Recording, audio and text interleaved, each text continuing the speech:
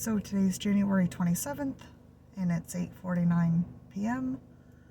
and I wanted to share a video about a recent experience of mine that I just can't seem to figure out. So 3 weeks ago I went to Portland and I go there for my vacations.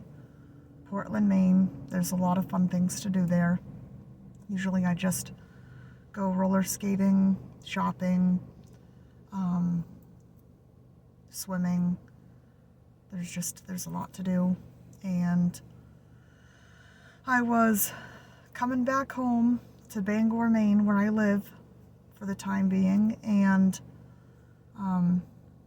usually I feel a sense of dread when I get anywhere from Augusta and north, just because I'm just not satisfied with the city I reside in at this time. So I was lucky I didn't really feel the dread till actually I got right into Bangor, and I just try not to think too negative about it because it can really get to you. And I got home, and I got home sometime at night. I don't know what time it was, and I'm laying in my bed, and I don't know if it's like midlife crisis or what it was, but I was kind of freaking out in my mind. I thought, what would you do if money's not an object? What do you want to do with your life if money isn't the question? Because a lot of people say, well, I would do this, but it doesn't pay enough. Or, well, I mean, money is such an involved factor, and it dictates people's lives, which to an extent, it has to a little bit, because you have to be able to live and survive. So it's a necessity, but some people let the money run them instead of doing what they want to do. And the question really freaked me out, because I just thought, okay, take away money as a factor. What do I want to do with my life? Because, let's see, in 2 weeks or less, I don't know, I'll be 25 years old. And that's well and good for, the average 25-year-old or whatever. I really don't relate to people my age, so it's really hard to, it's just really hard. Like, most of my friends are in their 30s and 40s and up, so it's hard to relate to people my age. I don't know what they go through, but 25 just seems like a lot of years, especially if you've had a lot of experience. I know for me, I did not at all have a sheltered, closed-in life. I've had lots and lots of life experience, lots of good life experience and lots of bad life experience. And after I had my mental kind of freak out of questioning myself with what I'm doing with my life and what I want to do, I started researching things like self-actualization and things like that. And it said something about realizing someone's like fullest potential or something. And I feel like I'm heading towards that. But sometimes I just don't really know if I have any potential.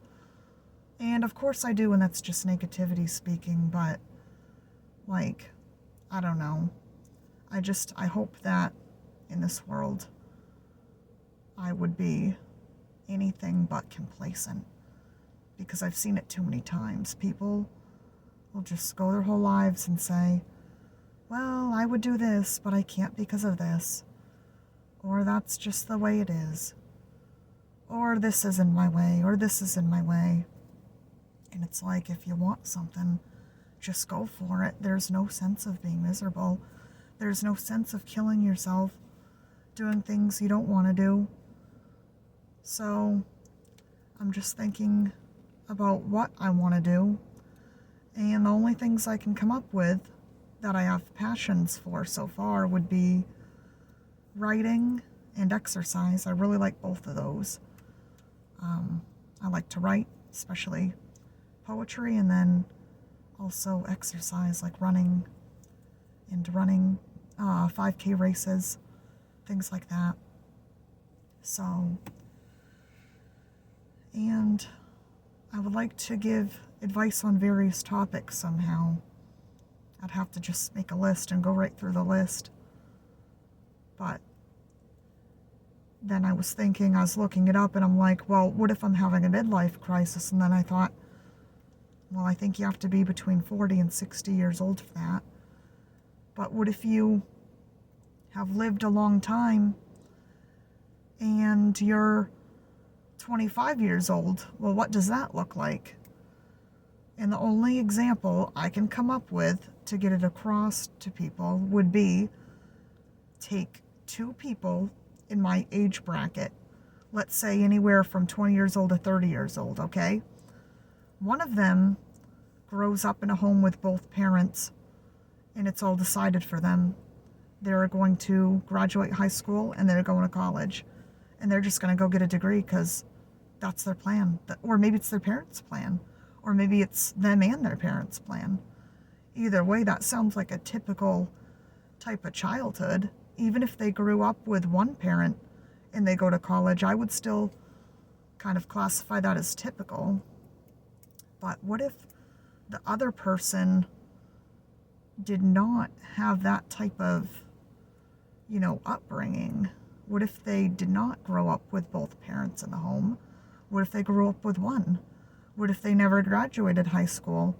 What if they did graduate high school? What if they grew up with periods of homelessness? Like, there's so many factors that come into play. The more factors that are involved, I would say the more experience is, to be taken into consideration. So I've had so much experience, it's been compacted and condensed into my life, and it just feels like it's at such an intensity that I'm to figure it out right now, because we don't have forever, and I'm not going to wait till I'm 30 years old or 40 to get my shit together. It's going to get done now.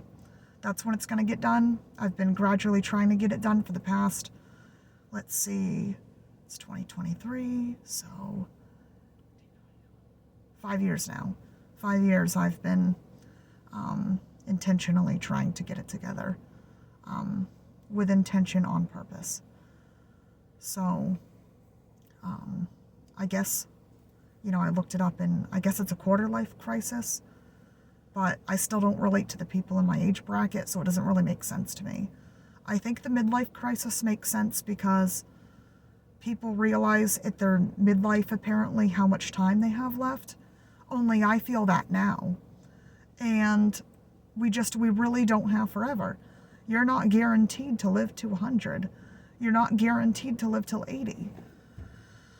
It's absolutely, to me, disturbing and sickening the